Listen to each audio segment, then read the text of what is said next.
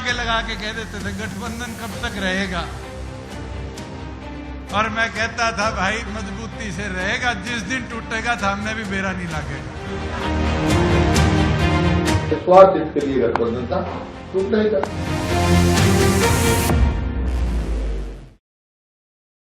नमस्कार, स्वागत है आपका हमारी खास पेशकश में। मैं हूं आपके साथ श्वेता मिश्रा अवस्थी। किसान आंदोलन, महिला पहलवानों का प्रोटेस्ट, जाटों का परंपरागत साथ। आगामी लोकसभा चुनाव में बीजेपी के खिलाफ हरियाणा में कांग्रेस के पास ताकत की कमी नहीं थी। आम आदमी पार्टी से गठबंधन भी हो ही गया था। ऐसे में जेजेपी के साथ गठबंधन टूटना क्या बीजेपी की मुश्किलों में इजाफा कर रहा है? जी नहीं, बीजेपी ने हरियाणा पर अपने कब्जे को मजबूत करने के लिए बस एक रीसेट का बटन दबाया है। उसने एक ऐसा राजनीतिक दांव चला है जिसमें बीजेपी और जेजेपी दोनों का फायदा है, और इस खेल में अगर दुष्यंत चौटाला भी भागीदार हो तो आश्चर्य मत करिएगा। राजनीति में नूरा कुश्ती का अपना स्थान रहा है। हरियाणा में हुई सियासी उठापटक को सिर्फ मनोहर लाल खट्टर की जगह नायब सैनी के सीएम बनने की खबर तक सीमित रहकर देखना भूल होगी।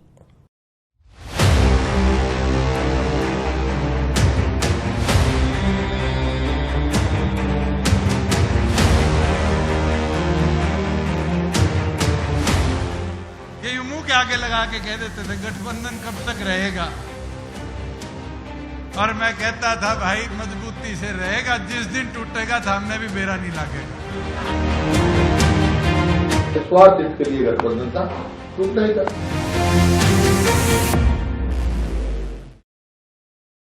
हरियाणा में जो बहुत पहले होना था वो अब हो चुका है। बीजेपी और जेजेपी का साथ छूट गया। सीधी सी बात है कि अगर बीजेपी आज बिना दुष्यंत चौटाला के अपना बहुमत साबित कर सकती है तो पहले क्यों नहीं की? निर्दलीय विधायक तो पहले भी बीजेपी के साथ थे, क्योंकि द्वारका एक्सप्रेसवे के उद्घाटन के मौके पर जब पीएम नरेंद्र मोदी खट्टर की तारीफ में कसीदे पढ़ रहे थे, तभी बहुत से राजनीतिक विश्लेषकों को ऐसा लग गया था कि कुछ तो अलग होने वाला है। पीएम मोदी यूं ही नहीं इस तरह सार्वजनिक तारीफ करते हैं। मंगलवार की सुबह होते ही खबर आ गई कि मनोहर लाल के जाने की तैयारी हो गई है। अब इन सबके बीच कई सवाल हैं कि चुनावी वक्त में चेहरा बदलकर क्या बीजेपी हरियाणा में हासिल कर लेगी। हालांकि नायब सैनी का नाम आने से साफ हो गया है कि बीजेपी के आगामी चुनावों में क्या रणनीति होने वाली है। हरियाणा में बदली सियासी तस्वीर।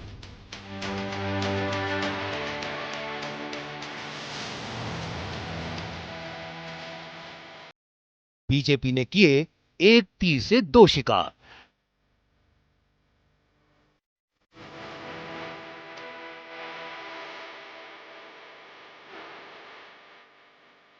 खट्टर हटे, सैनी को बनाया सरदार।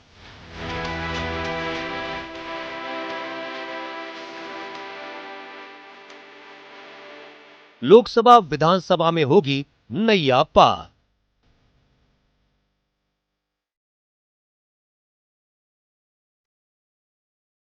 चुनाव से पहले सीएम बदलने की स्ट्रेटजी।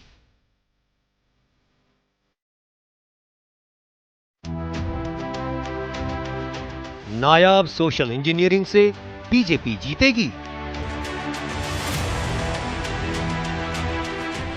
कहते हैं कि सियासत में कब कौन सी तस्वीर बदल जाए और कौन कब किसके साथ आ जाए, ये कोई नहीं समझ सकता। फायदे की राजनीति में पार्टियां अपने रुख बदलने में कोई संकोच नहीं रखती हैं। जो मनोहर लाल खट्टर अब से कुछ वक्त पहले तक हरियाणा के मुखिया के रूप में अपनी कमान संभाले हुए थे, और जिन मनोहर लाल खट्टर की प्रधानमंत्री नरेंद्र मोदी ने कुछ घंटे जमकर तारीफ की थी, वही खट्टर अपने ही करीबी नायब सिंह सैनी को नए मुख्यमंत्री बनने का आशीर्वाद देते नजर आए। जहां हरियाणा दौरे पर मनोहर लाल के साथ प्रधानमंत्री अपने दरी के जमाने के किस्से सुनाते दिखे, पीएम मोदी ने तब एक किस्सा सुनाते हुए कहा, मनोहर और मैं पुराने साथी हैं। दरी का जमाना था, तब भी साथ सोते थे। मनोहर जी के पास एक मोटरसाइकिल रहती थी। वो मोटरसाइकिल चलाते, मैं पीछे बैठता था। रोहतक से निकलकर गुरुग्राम में रुकता। हमारा लगातार भ्रमण मोटरसाइकिल से होता था। हरियाणा के विकास के लिए जिस तरह मनोहर लाल जी दिन रात काम करते रहे हैं, उसने राज्य में आधुनिक इंफ्रास्ट्रक्चर का एक बड़ा नेटवर्क तैयार कर दिया है। और मनोहर लाल जी और मैं बहुत पुराने साथी हैं। दरी पर सोने का जमाना था, तब भी साथ काम करते थे। और मनोहर लाल जी के पास एक मोटरसाइकिल रहती थी, तो वो मोटरसाइकिल चलाते थे, मैं पीछे बैठता था, रोहतक से निकलता था और गुरुग्राम आकर के रुकता था। ये हमारा लगातार हरियाणा का भ्रमण मोटरसाइकिल पे हुआ करता था। देखा जाए तो मनोहर लाल की सीएम पद की कुर्सी से विदाई की पटकथा हरियाणा में उसी तरह लिख दी गई जैसे 9.5 साल पहले पहली बार ही विधायक बने मनोहर लाल खट्टर को सीधे मुख्यमंत्री बनाकर लिखी गई थी। सोचिए कि 2019 में जिस हरियाणा में बीजेपी ने 10 की 10 लोकसभा सीटें जीती थी, वहां चुनाव से पहले मुख्यमंत्री क्यों बदले गए? जिस हरियाणा में बीजेपी ने पिछली बार 10 में से 9 सीट तो 50% से ज्यादा वोट हासिल करके जीती, वहां आखिर क्यों अचानक मुख्यमंत्री बदले गए? जहां विरोध मुख्यमंत्री के खिलाफ नहीं था, जहां सरकार को सीएम फेस पर फिलहाल कोई खतरा नहीं था, वहां पर मुख्यमंत्री क्यों अचानक बीजेपी ने बदल दिया? अगर 97 दिन और मनोहर लाल खट्टर सीएम रह लेते तो हरियाणा के सबसे लंबे कार्यकाल वाले मुख्यमंत्री बन जाते, लेकिन उससे पहले विदाई हो गई। आखिर क्यों? इन सवालों के जवाब हर कोई जानना चाह रहा है। हरियाणा में जो हुआ वो किसी ने भी शायद नहीं सोचा था। हालांकि चुनावों से पहले फेस बदलना बीजेपी की रणनीति का हिस्सा रहा है, लेकिन खट्टर को हटाकर खट्टर के ही करीबी को मुख्यमंत्री बनाना, जाट वोट की सियासत वाले दुष्यंत चौटाला से चुनाव से पहले दूरी बनाना, गैर जाट सीएम पहले भी थे, फिर गैर जाट में ही ओबीसी वर्ग से सीएम चुनना, तारीफ करके शांति से सीएम बदल देना, क्या इसी में हरियाणा के बदलाव की मनोहर सियासी कहानी छिपी है? हालांकि पद से इस्तीफे देने के सवाल पर खट्टर ने कहा कि बीजेपी में जो भी होता है खुशी खुशी होता है। साथ ही उन्होंने लोकसभा चुनाव में कमल खिलने की भी बात कही। आगे के प्लान को लेकर कहा कि मुझे हरियाणा में ही काम करना है। हमारे यहाँ जो काम होता है बहुत खुशी खुशी होता है। और मैंने आपको पहले बताया, मैंने बहुत पहले, आज नहीं, बहुत पहले प्रधानमंत्री जी को कहा था कि कोई अच्छा व्यक्ति नेतृत्व करने लायक नई पीढ़ी में से मिलता हो तो लाना चाहिए। आखिर 8-9 वर्ष काम करते हुए जो किसी का बेस्ट होता है वो 8-9 वर्ष में यानी डिलीवर कर देता है। हम लोग भी आखिर अपने अपने स्थान पर जो काम करते हैं, हमारी डिलीवरी 2-3 साल 4 साल बाद होती है, तो 4-5 साल बाद या तो तबादला हो जाता है, या कोई चैनल बदल लेते हैं, या कोई अखबार बदल लेते हैं। सबके जीवन में होता है। आज प्रदेश की जनता यानी इस हमारी काम को लेकर के इतनी संतुष्ट है, प्रसन्न है कि मैं आज दावे से कह सकता हूं कि हमारी 10 की 10 सीटें लोकसभा में आएंगी और आगे विधानसभा में भी हमारी पूरी फुल मेजोरिटी, जो हमारी कमी भी रह गई थी पिछली बार, कमी नहीं रहेगी, फिर से आएगी। वहीं हरियाणा में बनाए गए नए मुख्यमंत्री नायब सिंह सैनी की पहचान ओबीसी नेता की है और पार्टी जाहिर तौर पर उनको चेहरा बना आगामी लोकसभा चुनाव में बड़ा सियासी दांव चल रही है। सैनी की राजनीतिक यात्रा असल मायने में 2002 में शुरू होती है। इस साल उनको हरियाणा में बीजेपी के युवा मोर्चा का कामकाज देखने का जिम्मा मिला। इसके बाद उन्होंने जिला अध्यक्ष के तौर पर काम किया और 2009 में बीजेपी किसान मोर्चा हरियाणा के प्रदेश महामंत्री बने। 2014 में वे नारायणगढ़ सीट से विधायक बने और फिर 2016 में हरियाणा सरकार में राज्य मंत्री रहे। इनके पास खनन मंत्रालय का जिम्मा था। इसके अगले 3 बरस के बाद पार्टी ने 2019 में उनको कुरुक्षेत्र से सांसदी का चुनाव लड़ाया। नायब सैनी की पहचान बड़े ओबीसी नेता के तौर पर है। देखा जाए तो दिल्ली में कांग्रेस और आम आदमी पार्टी ने सीटें आपस में बांट ली, लेकिन पंजाब में दोनों अलग अलग लड़ रहे हैं क्योंकि नहीं चाहते कि किसी तीसरे को एंट्री पंजाब की सियासत में मिले। क्या कुछ ऐसा ही फॉर्मूला हरियाणा का बना है, जहां कहा जा रहा है कि दुष्यंत चौटाला की पार्टी से दूरी बनाना और अपनी ही पार्टी की सरकार के मुख्यमंत्री को बदलना, इसमें एक तीर से 2 निशाने साधे गए हैं। एक निशाना सत्ता विरोधी हवा को कंट्रोल करना और दूसरा निशाना दुष्यंत चौटाला को अकेले मैदान में छोड़कर कांग्रेस के जाट वोट का हिस्सा अकेले पाने से रोकना। पार्टी से गठबंधन टूटने के बाद दुष्यंत सिंह चौटाला ने कहा कि मैंने तो पहले ही कह दिया था कि जिस दिन गठबंधन टूटेगा किसी को पता नहीं चलेगा।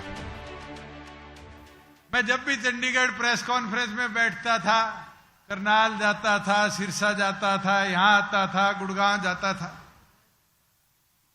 ये आजकल छोटे छोटे माइक आगे सबके हाथ में है, ये मुंह के आगे लगा के कह देते थे गठबंधन कब तक रहेगा। और मैं कहता था भाई मजबूती से रहेगा, जिस दिन टूटेगा थामने भी बेरा नहीं लगेगा। सारे बैठे हो, पता चला किसी साथी को, आपका एक साथी है चंडीगढ़ ट्रिब्यून में, उससे पूछना। 5 दिन पहले मैंने उसको फोन करके कहा, मैं कहा मोदी जी हरियाणा आ रहे हैं, और मैं कहा सीएम साहब की अगर बड़ाई कर दी ना तो भैया मेरे साथ ही जाओगा। और बड़ाई भी ऐसी करी कि मेरे साथ मोटरसाइकिल पे घुमा करते थे, चटाई पे सोया करते थे। वहीं इसके बाद चौटाला ने कहा कि 6 महीने बाद पूर्ण बहुमत के साथ हम फिर से हरियाणा में सरकार बनाएंगे। मैं चौधरी अजय सिंह चौटाला जी को विश्वास दिला सकता हूं कि हम 11 महीने में इसी हौसले के साथ चुनाव पे गए थे। 15% वोट प्रदेश के आपकी चाबी को मिले थे। और आज भी कह देता हूं, आप हमारी हुई जिम्मेवारी लगाते रहो। पिछली बार तो 10 थे, इस बार 50 से ऊपर विधायक लेके आने का काम। वहीं बीजेपी और जेजेपी के गठबंधन टूटने से विपक्ष भी बौखलाया हुआ है। कांग्रेस के नेता भूपेंद्र सिंह हुड्डा ने कहा कि इस गठबंधन से जनता के साथ छलावा किया है। कोई भी जनहित के लिए गठबंधन नहीं था, कोई इनका जो है नीति के आधार पे गठबंधन नहीं हुआ था, या हरियाणा के विकास के लिए या जनहित के लिए वो गठबंधन नहीं था, ये स्वार्थ हित के लिए गठबंधन था, टूटना ही था। गठबंधन जो था वो मनोहर लाल जी के और दुष्यंत जी के बीच में था ना, वो तो फिर क्या हुआ, नतीजा क्या हुआ, इसी वास्ते दोनों गए, नेतृत्व बदला। लेकिन ये सिर्फ है, इसके पीछे बात एक ही है, लोगों की आंख में फिर से धूल झोंकने की कोशिश है, ये मिली भगत है। वहीं इस पूरी उठापटक के बाद पूर्व सरकार में गृह मंत्री रहे अनिल विज हरियाणा में सरकार में अदला बदली से नाराज बताए जा रहे हैं, जो शपथ ग्रहण में मौजूद नहीं थे। जिस हरियाणा में लोकसभा चुनाव और अक्टूबर में विधानसभा चुनाव होना है, वहां मनोहर लाल के खिलाफ सत्ता विरोधी हवा का डर था या फिर जाट वोट का एकजुट होकर कांग्रेस के पाले में जाने की आशंका। ऐसे अनेक सवाल हैं जिनका जवाब मिलना जरूरी है। क्या अब लोकसभा में इस उठापटक का बीजेपी को फायदा मिलेगा? क्या है जाटलैंड की राजनीति का पूरा मामला? इन सवालों के जवाब जानने के लिए आप बने रहिए हमारे साथ। Bureau report, first India news. चलिए अब वक्त हो गया एक छोटे से ब्रेक का, जल्द लौटेंगे इस ब्रेक के बाद।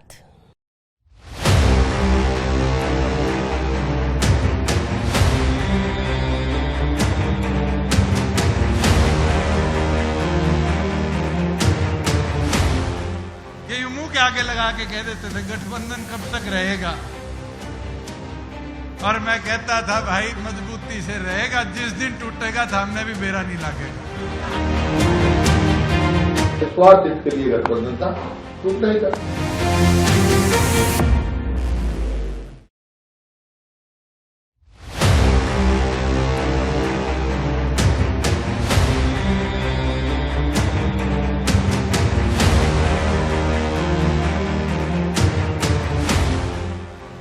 आगे लगा के कह देते थे गठबंधन कब तक रहेगा, और मैं कहता था भाई मजबूती से रहेगा, जिस दिन टूटेगा थामने भी बेरा नहीं लगेगा। स्वार्थ हित के लिए गठबंधन था, टूट नहीं था।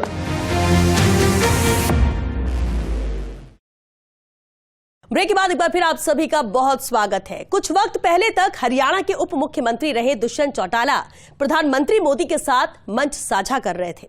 शाम को वे जेपी नड्डा के साथ हरियाणा की 2 लोकसभा सीटों हिसार और भिवानी पर अपने हिस्सेदारी की बात कर रहे थे। फिर अचानक सुबह खबर आती है कि जेजेपी बीजेपी का गठबंधन टूट गया है। लेकिन इस आपाधापी के बीच सबसे दिलचस्प बात यह है बीजेपी और जेजेपी की ओर से बरती जाने वाली चुप्पी, क्योंकि आमतौर पर सत्ता से जुड़ा गठबंधन टूटने पर काफी शोर शराबा होता है, जैसा कि हमने हाल ही में बिहार में देखा। ऐसे में कई कारण हैं जो गले नहीं उतरती बीजेपी और जेजेपी के बीच की खटास। यूं तो भाजपा जहां भी सीएम बदलती है वहां पर सब शांति से हो जाता है, लेकिन हरियाणा में बदलाव यूं ही नहीं हुआ है। उसके पीछे कई वजहें बताई जा रही हैं। दरअसल सूत्रों की माने तो बीजेपी दुष्यंत चौटाला को बर्खास्त नहीं करना चाहती थी। इससे गलत राजनीतिक संदेश जाता, इसीलिए पूरी कैबिनेट का इस्तीफा हुआ। वहीं दूसरी ओर दुष्यंत चौटाला के नेतृत्व वाली जेजेपी का लोकसभा चुनाव में सीटों के बंटवारे को लेकर समझौता नहीं हो पाना भी एक वजह माना जा रहा है। कहने को कहा तो ये जाता है कि दुष्यंत चौटाला 2 से 3 सीट लोकसभा की मांग रहे थे, बीजेपी ने नहीं दी। खुद उन्हें सरकार से हटा सकते नहीं थे, लिहाजा पूरी कैबिनेट ने जाकर इस्तीफा दे दिया और सरकार बदल गई। लेकिन इसमें खेल है जाट वोट का। हरियाणा में 25% जाट वोट है, जो बीजेपी और दुष्यंत चौटाला के एक साथ लड़ने पर कांग्रेस के पास ज्यादा जाता। लेकिन अब दुष्यंत चौटाला भी अलग से मैदान में होंगे तो जाट वोट के लिए जेजेपी, INLD और कांग्रेस के बीच बंटवारा होगा। जानकार कहते हैं फायदे की यही राजनीतिक रणनीति बीजेपी ने अपनाई है। हरियाणा में बनाए गए नए मुख्यमंत्री नायब सिंह सैनी ओबीसी के बड़े नेता हैं और हरियाणा में मुख्यमंत्री बदलने की इसी रणनीति को बीजेपी की ओबीसी केंद्रित राजनीति के आईने में देखा जा रहा है। माना जा रहा है कि पार्टी सैनी को सीएम बनाकर ओबीसी मतदाताओं को लुभाना चाहती है। बीजेपी संदेश देना चाहती है कि कांग्रेस भले ओबीसी की बात कर रही है, लेकिन वह हकीकत में इसे करके दिखा रही है। 77 सदस्यों वाले मोदी मंत्रिमंडल में सबसे ज्यादा 27 मंत्री ओबीसी हैं। बीजेपी के 303 लोकसभा सांसदों में 85 ओबीसी हैं। हालांकि हरियाणा में बीजेपी के एक तबके का कहना है कि खट्टर को बदलने की पहल 1 साल से हो रही थी। पार्टी कोशिश कर रही थी कि ज्यादा दलित ओबीसी चेहरों को सामने लाया जाए। कहा जा रहा है कि खट्टर के प्रति अविश्वास की स्थिति बीजेपी के अंदर भी थी। देखा जाए तो चुनाव से पहले राज्यों में मुख्यमंत्री बदलना बीजेपी की परखी हुई रणनीति है। बीजेपी ने गुजरात में मुख्यमंत्री बदला और चुनाव में जीत मिली। त्रिपुरा में मुख्यमंत्री बदला और चुनाव बीजेपी जीती। उत्तराखंड में तो 2-2 सीएम बदले, जीत बीजेपी की हुई। हालांकि कर्नाटक में मुख्यमंत्री बदलने का बीजेपी का फॉर्मूला बीजेपी के काम नहीं आया। ऐसे में अब यह देखना दिलचस्प होगा कि हरियाणा में मुख्यमंत्री बदलने से बीजेपी को कितना फायदा होगा। सैनी को सीएम बनाकर बीजेपी पिछड़ी मानी जाने वाली जातियों के वोट हासिल करना चाहती है, क्योंकि बीजेपी ब्राह्मण, पंजाबी, बनिया और राजपूत वोटों को लेकर आश्वस्त है। बीजेपी ने पार्टी सर्वे में ये पाया कि किसान आंदोलन और महिला पहलवानों के प्रदर्शन के कारण खट्टर के खिलाफ सत्ता विरोधी लहर है। बीजेपी के लिए हरियाणा में जाट वोट चुनौती की तरह है।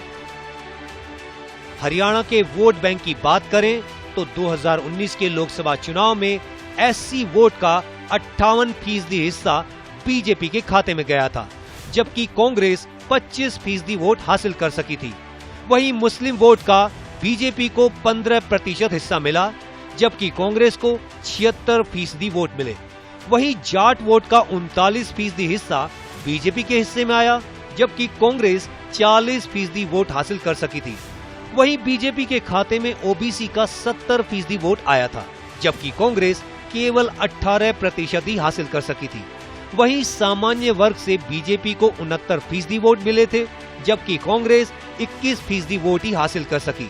यानी मुस्लिम छोड़ इकलौता जाट वोट ही हरियाणा का ऐसा है जिसमें बीजेपी 40% से नीचे का हिस्सा पाती है। तो क्या इसी से जुड़ी कोई रणनीति अपनी ही गठबंधन सरकार को हिला डुलाकर सीएम बदलकर बीजेपी ने बनाई है? देखा जाए तो पिछले 10 साल में हरियाणा की राजनीति जाट बनाम गैर जाट में बट गई है। जहां हुड्डा परिवार के नेतृत्व वाली हरियाणा कांग्रेस ने जाट वोट साध रखे हैं, तो उनके विरोधी समुदाय का ध्रुवीकरण भाजपा की ओर होता है।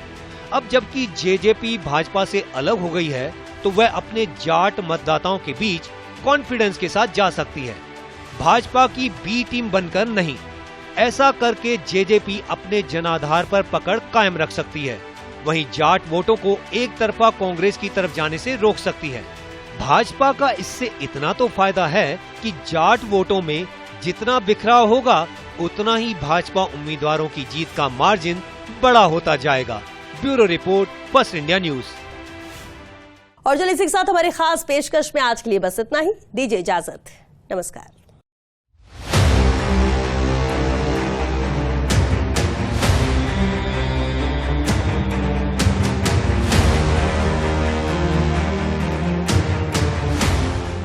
ये मुंह के आगे लगा के कह देते थे गठबंधन कब तक रहेगा,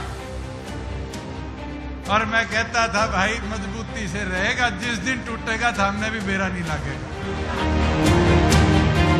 स्वार्थ इसके लिए गठबंधन था, टूटेगा।